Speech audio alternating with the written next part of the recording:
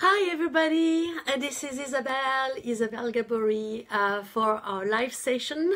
Today's live session of a Firepaint with me. And I'm super excited today. You see, today I'm not wearing my grubby apron because today I have a guest. A good friend of mine. Her name is Niamh O'Connor. She's an Irish visual artist and she also works with Encaustic. She basically describes herself as a visual artist, mixed media artist with a penchant for Encaustic. So I'm just waiting for her now to turn up and invite her. Now it's all new. I've never done this before, the whole split screen. So hopefully it's gonna work. Niamh's work is very, very different than mine.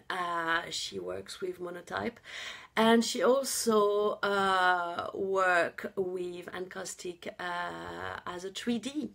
Okay, as a sculpture, something which I've discovered myself very recently and totally fallen in love with. So basically just waiting for her to arrive. So there might be a little bit now. I don't think there's anybody yet watching us, so I'm here very early because I'm so bloody excited. That's basically what is going on. So just waiting for Niamh to arrive.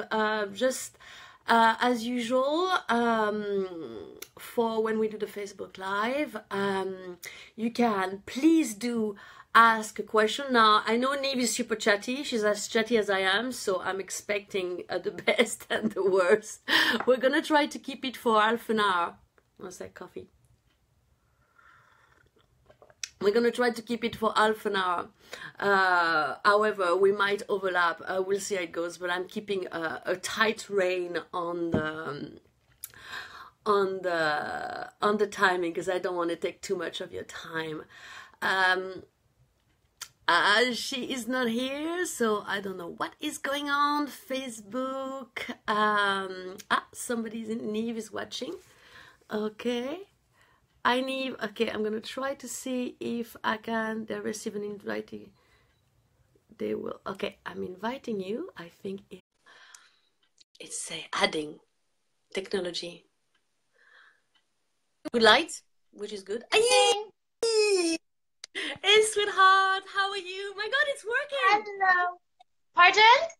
It's working. I was like, oh my God, it's like I'm pressing buttons. I know. I had a smidge of worry. I was thinking, am I doing this right? Am I doing this right? How are you? I'm not too bad. I'm having coffee. How are you? I'm good. I'm good. Yes, same. Very large bucket of coffee.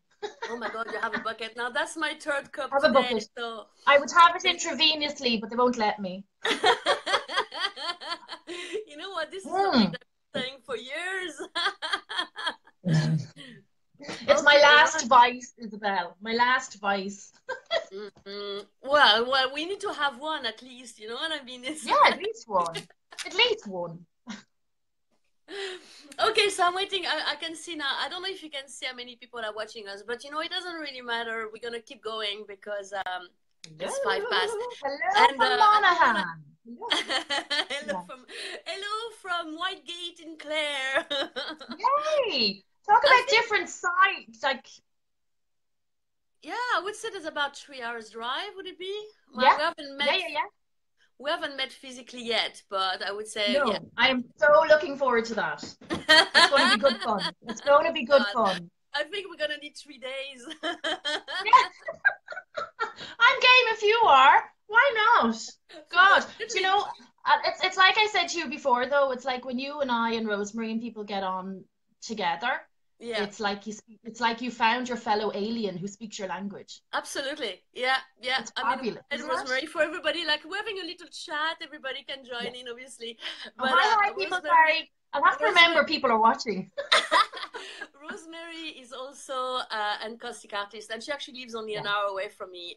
She's also very yeah, different in her work. We have kind of a very. similar approach, but we work differently. And there's not that many Encaustic artists that I know of anywhere in Ireland myself. So it's so lovely when we get her up. And as you said, we have this secret language, you know. Yeah, it's true. It is true. And and we can go to shorthand. We don't have to explain anything. We go straight to shorthand and it's lovely. It's so refreshing. But anyway, how are you? Brilliant. Okay, let's get cracking because we have a few Okay, people here. go for Okay. it. So as I was saying earlier, but nobody was in, I was talking to myself. I'm going to repeat very quickly.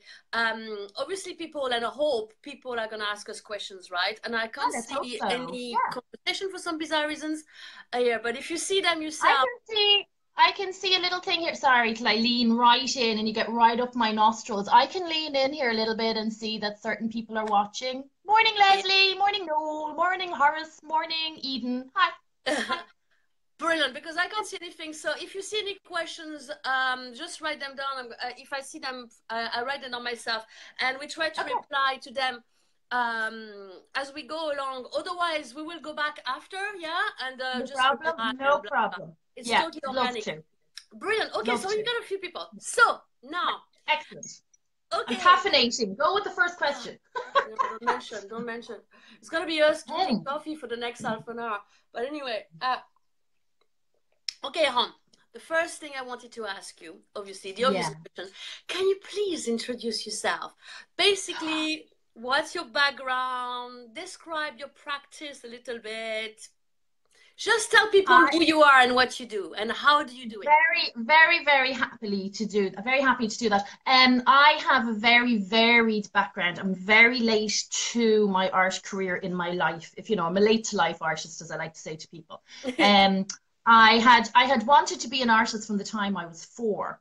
And through my schooling, especially after my junior cert, so 5th and 6th year and into like post-leaving cert and stuff, I was very much gearing towards going to art college. And unfortunately, I was hit with an illness when I was 18, and I spent the best part of about 3 years trying to get over that.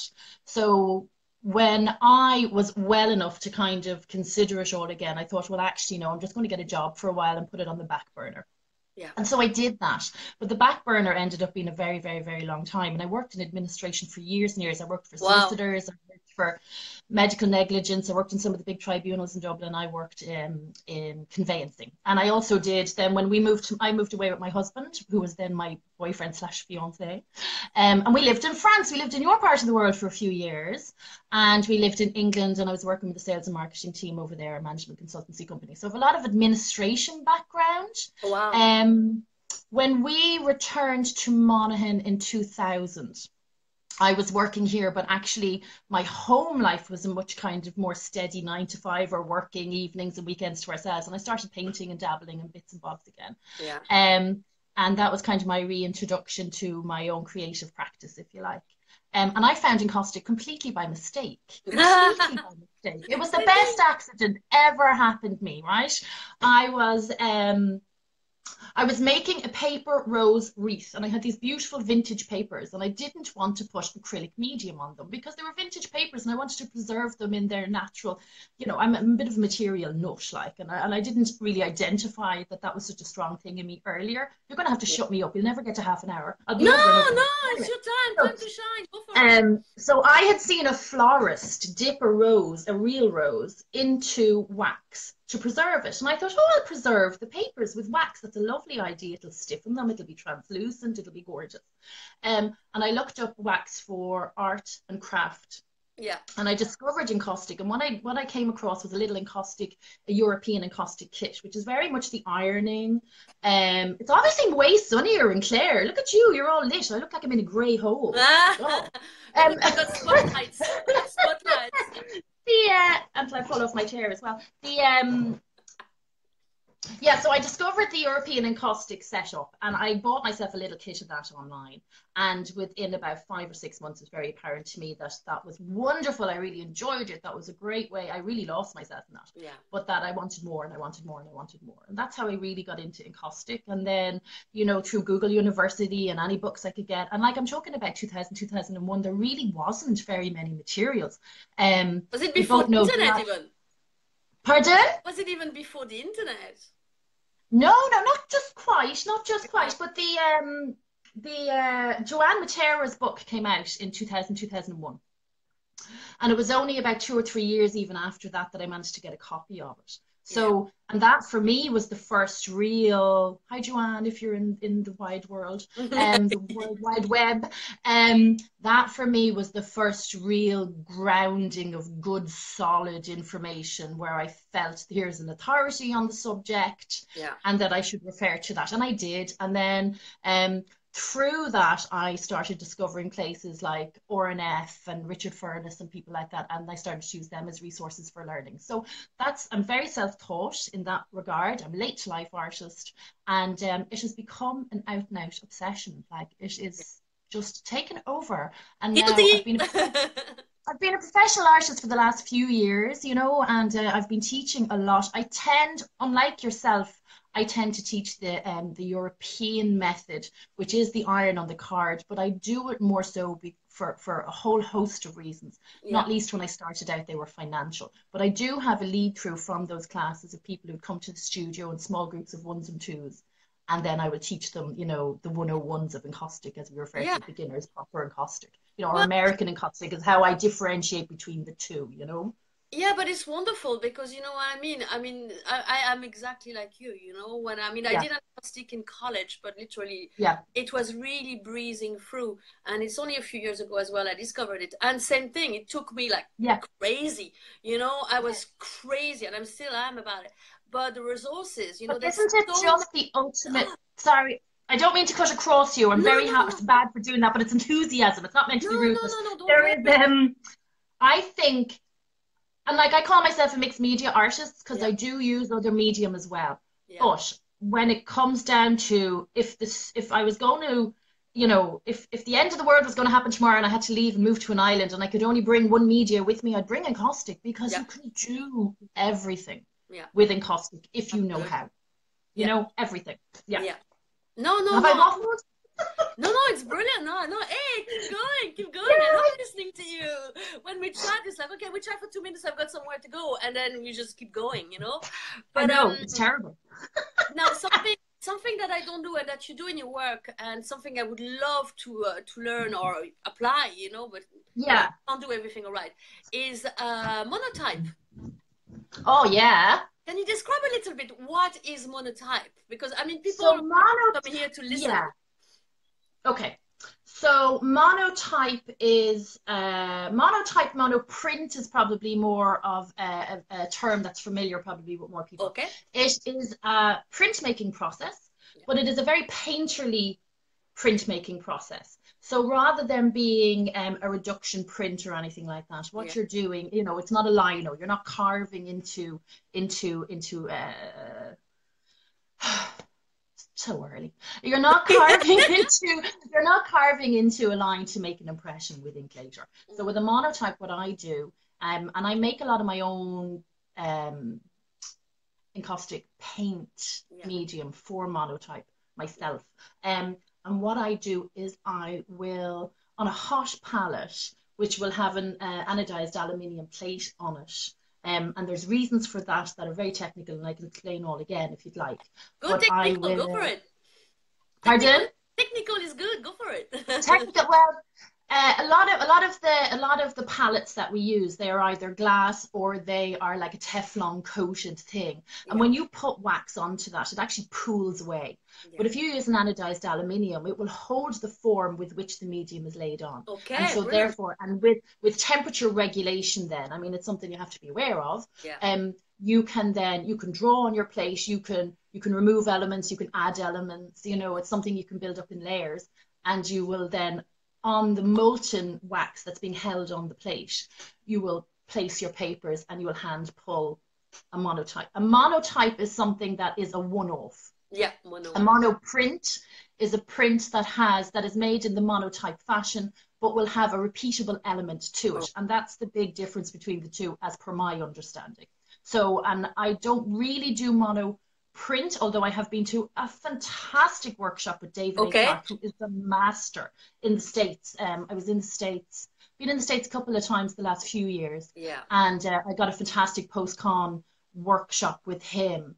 And he is just, the guy is cool. Aside from the fact that he is cool, his work, fabulous. Wow. And he's a wonderful, very generous teacher. So if anybody out there ever gets the opportunity to train under him, I would 100% recommend. You know what you can do when we finish with that, and when I put the whole thing as a replay, maybe put a link to his workshops. Maybe if people absolutely, absolutely, yeah, absolutely. I'm writing this down so I don't forget. Brilliant. Yeah.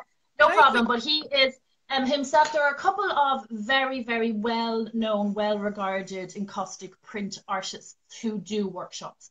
David A. Clark is one, and Paula. Oh, my brain! I will get. Don't worry. Don't worry. When he gets back, just bounce down. I wouldn't mind. I'm personal friends with her. I should know her name. Like, that's just morning. I forgot my mother's maiden name once, so I can't say anything about that. Very quick question about the monotype or the monoprints. What kind of paper do you use? Do you use any type of paper, or do you have a particular paper you could use for this? I have in the past used all sorts of paper because, you know, as an experiment and learning process, you do. My go-to paper really is a Japanese kozo. So it's a very, very fine, translucent paper. Beautiful. I love papers like Kitakata and some of them, but they are really expensive. But I do use an awful lot of Japanese papers and handmade papers. Yeah. Now, that is just my preference. There is, you know, you can use other papers, and I would definitely encourage people to experiment. I know there's a whole range of new papers coming in here now from Japan. It's much easier to source them. Yeah. But even like your own handmade paper. You know, I mean, there's huge scope there. And of course, regular printmakers, you know, traditional, I won't say regular, but traditional printmakers, paper. Your Fabriano, your Arches, your BFK, that kind of stuff. You can use all of them. Yeah, because I've been experimenting a bit in the studio with not doing monotype or monoprint or anything like that, but literally directly painting onto very, very thick watercolor paper, and it's amazing. Yeah, beautiful. It is. It's lovely, and it takes a very different form on watercolor paper because watercolor paper is so thick by comparison to the likes of like the papers that I would use, which are much more translucent and much finer. So you get, I think you get more of a kind of almost a dispersed texture finish. Paula Rowland, I'm so sorry, Paula. Paula Rowland is the queen of the monotype, and if I was to suggest anybody for classes, and especially in the States, and I know that Paula has CDs available and stuff like that, DVDs, so you can learn remotely as well. So I definitely look up those two artists if you're interested in encaustic monotype. Brilliant. And me. Come talk to me. Absolutely. Well, we're gonna put the links anyway. You and I, either way, we work. Yes, we will, absolutely. But you will put the link for all your workshops and websites and all that stuff. Brilliant. What did I wanted? What is your daily practice? Do you have a daily practice in your work? My daily practice has been very disturbed of late, but when I haven't just moved from one studio into another, and when I haven't committed my time all over the shop to other people, my daily practice is kids off to school. I'm a mum, I have 2 boys, gorgeous creatures. And of course. when I've had the breakfast and struggled with the dog for half an hour and had a quick tidy up, I'll try and get over here. I used to have a very good practice, which I've kind of fallen away from and I want to get back to, and that was just paper and ink. And when I say paper, I mean waste paper. I was using brown, you know, Amazon wrap that you get in the boxes, and I was like ironing that stuff, flatten it out, and using India ink, and I would have an asemic writing practice. So, which is like a non-literal form of writing, but it's mark making for all intents and purposes. I love text. I love that kind of that kind of graphic marks that you get in text. I like that. So it's kind of some of that. It's also part of a journaling process that I do. Right. Every now and again, I'll do some visual journaling.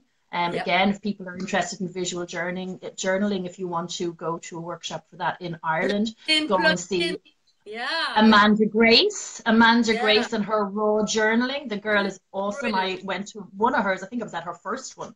Um, with a couple of pals that were people that have become pals since. And I would, and so that's all part of it.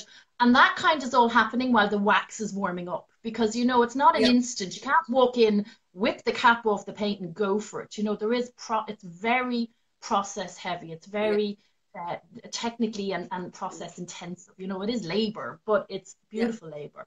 And Yeah. so when everything's kind of warmed up and I've warmed up, you That's know, it. I've had my coffee, I've whatever's in my head is out. I'll switch on some music or I'll put on a podcast and then I'll approach whatever it is I have on the bench that day. Yeah. Well, And similar that's approach. Very similar. Yeah, I'm the same. yeah, I mean, I put my hot plate before I bring my daughter to school. By the time she's back, the stove is on. But you can't stop lovely. right away. Like, I remember No. a lecture very quickly before I get back to you, but I remember a lecturer Yeah. in college, he was saying, like, when you walk around all the studios, most of the time you see artists sitting on their chairs and people will go, Jesus, they don't do anything all day. But Yeah. no, I mean, you just spend a lot of time sitting down, or me, what I do, I clean up or arrange my colors Yeah. in alphabetical order, almost like Yeah. I'm very autistic, sorry to use that word, but in my Yeah. ways, I've got a certain pattern, certain ritual before I actually start Yeah. working, which may start 2 hours after I've been in studio, but this is necessary for me to go into that groove, into that flow. It's so important, you can't, It is. And you can't go because no, you leave the mundane outside and you have a busy yeah. life and you leave it out, get in, Yeah. get these little steps that brings you into that moment when you will apply wax to paper. So if it's journaling, if it is cleaning your studio, whatever it is, I think it's so important. It's so important. No, brilliant. It is because you need to decompartmentalize your life from your studio. Yeah. And for a long time, I had a studio at home. And where I did feel that the better work I produced was in the studio at home, I struggled to be in the studio at home. Yeah. And so I took I had a big installation piece I was doing back in for a show I did in 2015.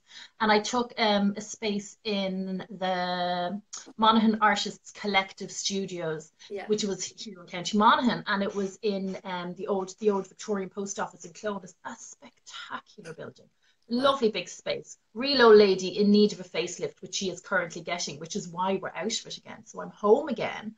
I've just moved home. But what I find is I think the work I produce at home is better. But trying to find that headspace, that physical space and the headspace, and trying to be able to be dedicated to that with everything else that's going on. Yeah. And then I have some health things as well, so that plays into that as well. We're gonna come to that now. Yeah. That is hard. That is hard, and that is the practice. The practice is some days it's just getting into the studio. I mean, if you're just in there and you empty a bin and you open a window, congratulations, because sometimes just getting there is the hardest part. It is. It is. No, absolutely. Yeah. Jesus, I'm the same. Yeah. It's like, one of my main trouble is like people, because I'm working at home, I mean, my studio is in the garden, which has this separation, same, exactly like you, we're very similar. Exactly like me, yeah. When my studio was in the house, there was always, oh, geez, I'm not ironing because I don't iron. But, oh my God, I need to empty the dishwasher or blah, blah. And now that physical separation that I need to move in the garden, I've got everything with me. I'm not going back in the house unless it's 3 o'clock when I've got to go on the school run and become a mom again. But I need that separation. Otherwise, it's just you can't detach yourself. And I do think it's really important to have people around you on side and to understand that this is, when we say practice, it's work. Yeah. It is work. It might not be 9 to 5. We might not have a direct employer. We might not be like PAYE workers, but it is work and you need a headspace for that. And it is skilled work and you need to be in the zone to create, And I mean, yourself, because I know you're gonna empathize with that. Is like, for me, it's that routine, they want Monday to Friday. I do Monday to Friday, and then workshops on Saturday. But it's like Monday is gonna go back, Tuesday. By Wednesday, that's when I'm really starting to get in that flow because I've Yeah. been there for 3 days, you know, and then Thursday and Friday, that's when I'm like, yeah, producing work Yeah. and, you know, And and what then, I found is, for me, what was an absolute revelation was to go in a residency. Because yeah, like you, I'm a mom. So like you, my day is divvied up. You know, I have, you know, I was joking yesterday saying, you know, apparently I'm contractually obliged to have to go home and feed these children, you know, but it is a little bit like that. Right, I've got mum hat on, I've got, you know, what have you coming, I've got to do this work, I've got to ring these people, blah, blah, blah, blah. Um, and I think, yeah, for me, the revelation of going on a residency was something else because I had uninterrupted time. And I've got to be honest, what the hell is initially, that? really struggled with it. I really, like, I even joke I had a bit of a mini breakdown because I was like, oh Yeah, my God, I've got all this time, you know? But it's amazing how quickly you get back into that kind of flow state if you have a longer period of time to work.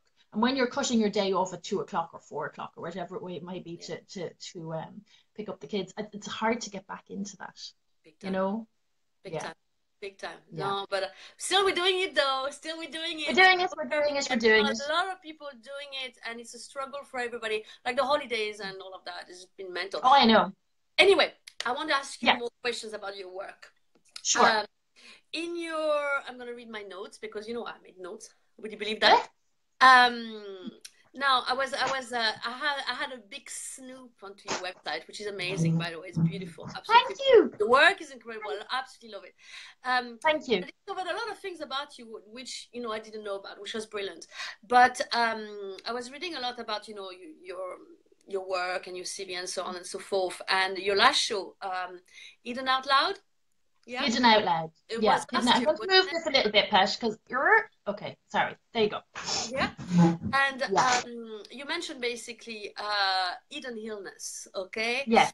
Um, and basically, when we talked about a couple of days ago, we talked together about knowing a bit more about each other and so on and so forth. Sure. You said that your work is about overcoming hurdle, body Yeah. interference, and loss of identity. Now, my question is Yeah. actually twofold. Okay, Okay. first of all, the first part is how do you cope with Eden illness? And if you Yeah. want to talk about it, what is the illness? That's fine. If you don't have to go into details, Sure. whatever you choose. Yeah. But how do you cope with this? And then, secondly, is how do you, and because you are integrating it in your work, Yeah. how does it inspire? How does it transpire in your work? Mm. Yeah. They're both excellent questions. I think I referred earlier. I was ill when I was younger. I had an Yeah. autoimmune blood disorder. And I had my spleen removed, so I've kind of been immune impaired for most of my adult life. In more recent years, I have had a recurrence of other autoimmune conditions that has given me, unfortunately, it's left me with secondary fibromyalgia and chronic fatigue. Okay. So I really, really struggle with pain and I struggle with energy management. Okay. Now, I would say this time last year, I was in a much worse place. I'm a lot stronger this year. And, you know, week by week and month by month, there are changes and there's medication changes, and all of that has to be factored into life as well. Okay. I have become, except for this week, funnily, hence the bags under the eyes, but I've become Moment. very good at drawing back from situations I don't need to be involved in. I've become very good at not committing my time to all and sundry because I am a bubbly, outgoing, 100 miles an hour kind of person. I always have been, but it's been very difficult for me to learn that actually I can't do that anymore. Yeah. So I've had to learn to prioritize, you know, Good. my family and my arts career. They are my priorities. Outside of that, then it's family and friends. And if I can do things within the community, I will, but I do have to manage my time. It has its hurdles. I'm not going to lie, it's not always easy. I try to keep my studio environment as free of toxins and things as I can. I'm not into using solvents. I'm quite a Puritan when it comes to the type of waxes and stuff I use. Yeah. Partly because materiality is really important to me, but then the other part of that is also I don't want to be kind of, you know, causing myself any further, you know, Yeah. complications with health. How it all changed. Interestingly, last January 2017, I got a residency in Tyrone Guthrie Centre, which is a fantastic place. If you ever get a Beautiful. chance to go, it's here in Monaghan, it's stunning. And I had a week there, and I went with like a suitcase full of intentions. Oh, I'm going to try this, and I'm going to have time to do that, and I'm going to try this new medium I've never tried, and blah blah blah. And I got there, and I went into the studio on the first day, and by that night I had a bit of a mini breakdown because I'm being very dramatic. I am prone to be very dramatic. Um, there is I kind of realized that I was trying to force myself to feel a way or be a way that I wasn't feeling and I wasn't being. And without the distractions of my normal day, I actually could hear the stuff I was trying to always push away. And so it was almost like a therapy. It was unbelievable. It was almost like a therapy in ways. And so I thought, you know what? I have to change my approach to this week and I just have to take it as it comes. And I am just going to produce whatever I produce and I let it be. And I need this. This is the therapy. And so I did that, and I produced an awful lot of what I would consider much quieter than my usual style work in terms of color palette and things like that.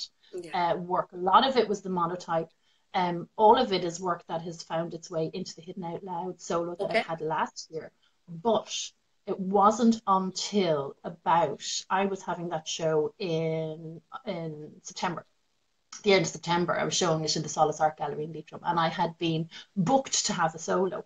And it wasn't until perhaps around the June that I thought the work I'm doing for the solo is not resonating with me at all. It's just me producing work. There was no me in it. Do you know what I mean? Yeah. And I thought that's it. It's big girl pants time. Just do it. Just Nike, do it. Like.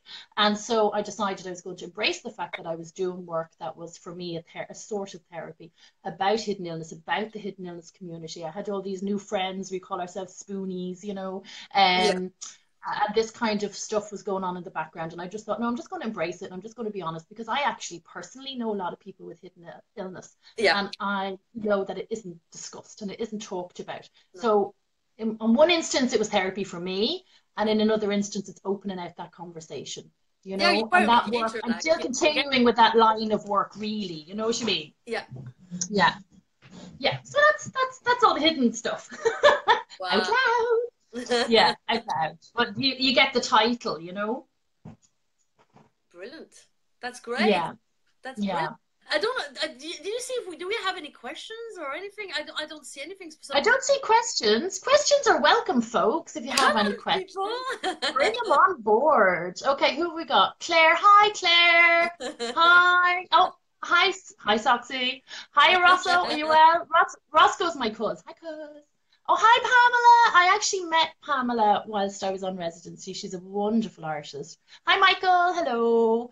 Hi, John. I don't know. Hi, John. I don't know you, John. Do I know you, John? Stephanie. Hi, Stephanie. Hi, Brona. Hi, and Jacqueline here.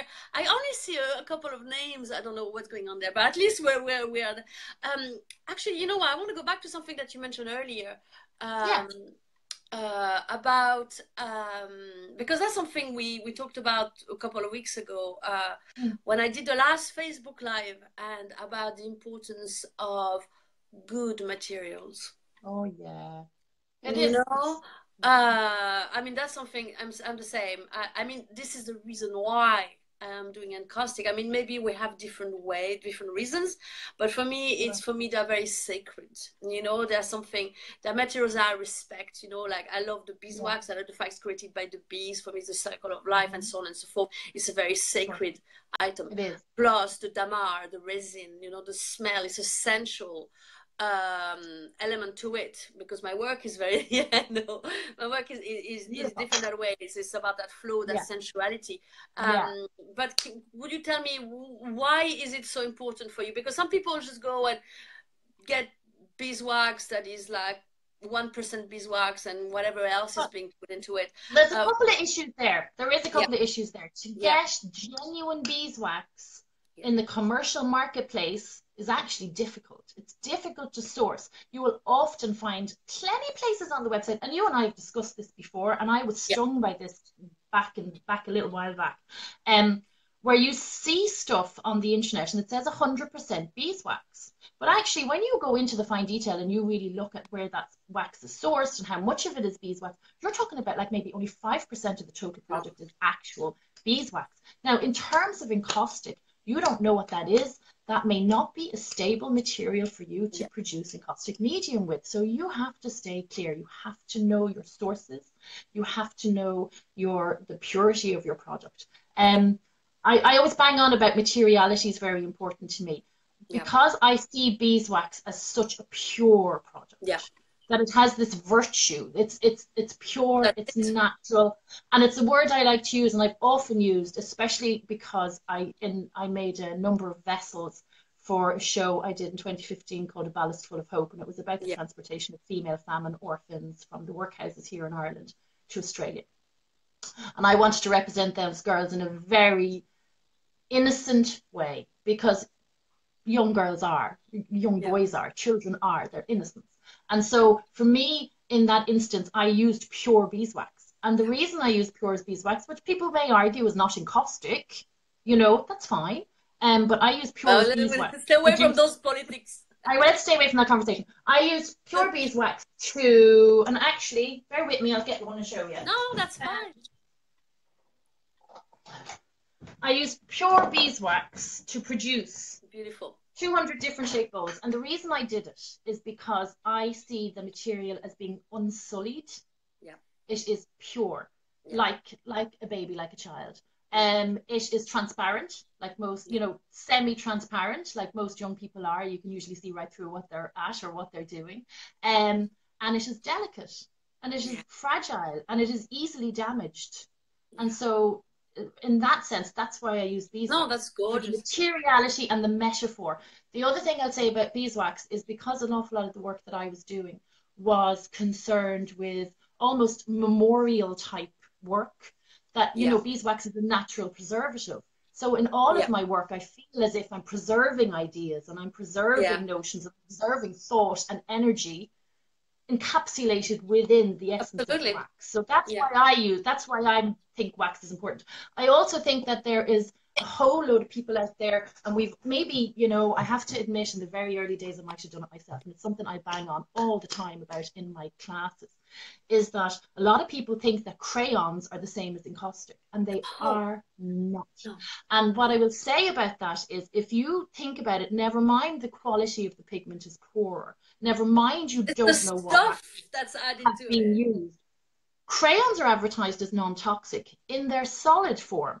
When you heat them, you have no idea what kind of fumes are coming into the environment. So if you look at it from a health perspective, I wouldn't go there. If you look at the kind of waxes you use in terms of stability for your work, which if you understand the techniques and the importance of all of that when you're working in encaustic, you will not go near anything that is not, you know, exactly what you can control, and you know, and archivalness is important.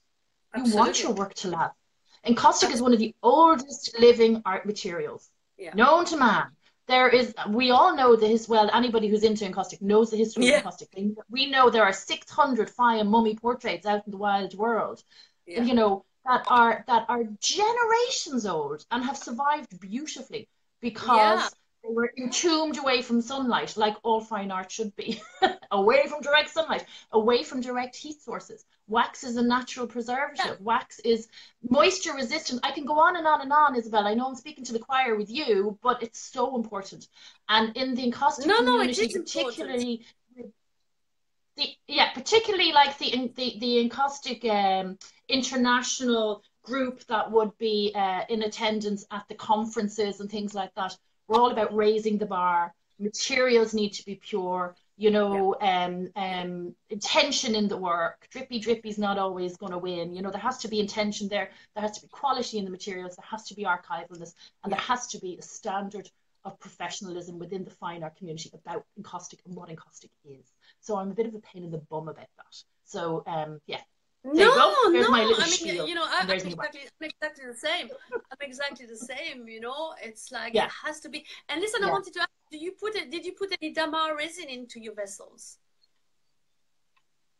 Not into the bowls. Am I losing you? into the bowls and the orbs that were meant to represent the girls, that's just beeswax. So Yeah. they really are super fragile. They bloom, you Oh, know, they're very fragile. unsaturated Yeah, yeah. hydrocarbon in beeswax.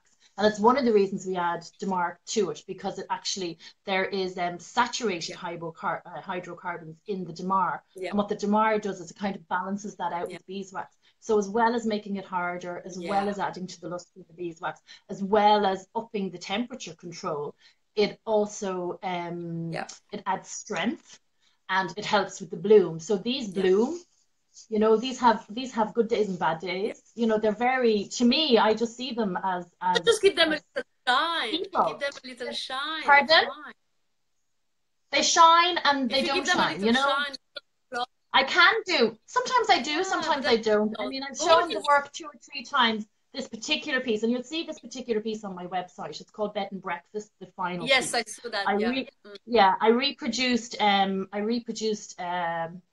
a workhouse bed platform. There's one in Carrickmacross here. There's a workshop workhouse that was the girls' dormitory was renovated very sympathetically, and I recreated one of the bed platforms to sit the 200 vessels on. And there's a whole story to that, a whole back history, and there was a lot of research went into that.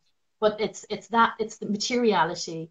You know, and people will argue that's not encaustic, but there was other elements in the show that was encaustic, as in a wax and a resin, which is, you know, what we identify as encaustic medium.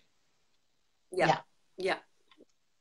And very quickly, before I let you go, because we've been on for 40 minutes already, which is nice. And I feel like 10 minutes. I know, it goes so fast. It goes so fast. It's my phone saying low battery for some bizarre reason. It's plugged.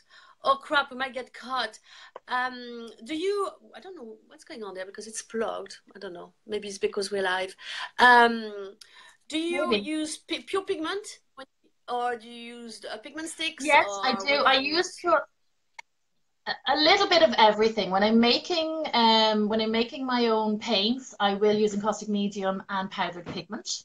Obviously I use a mask and I'm careful about that. I have used oil paint in the past. To me, it gives a very different end result. Sometimes I like that, sometimes I don't. I love an oil stick.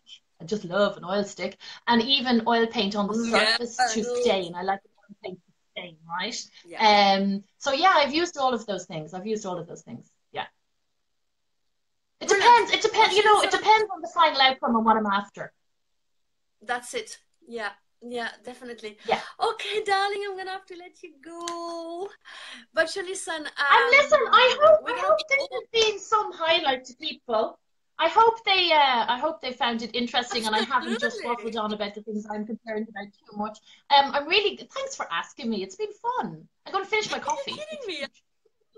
No, that's brilliant. Absolutely lovely. And if people have questions afterwards, they can put them in the little comment link, and we'll go back and all of that. Yes, do. Because you and I can follow the link and answer any questions people might have. And what I'll do as well is I will put links to those 3 other artists that I mentioned earlier.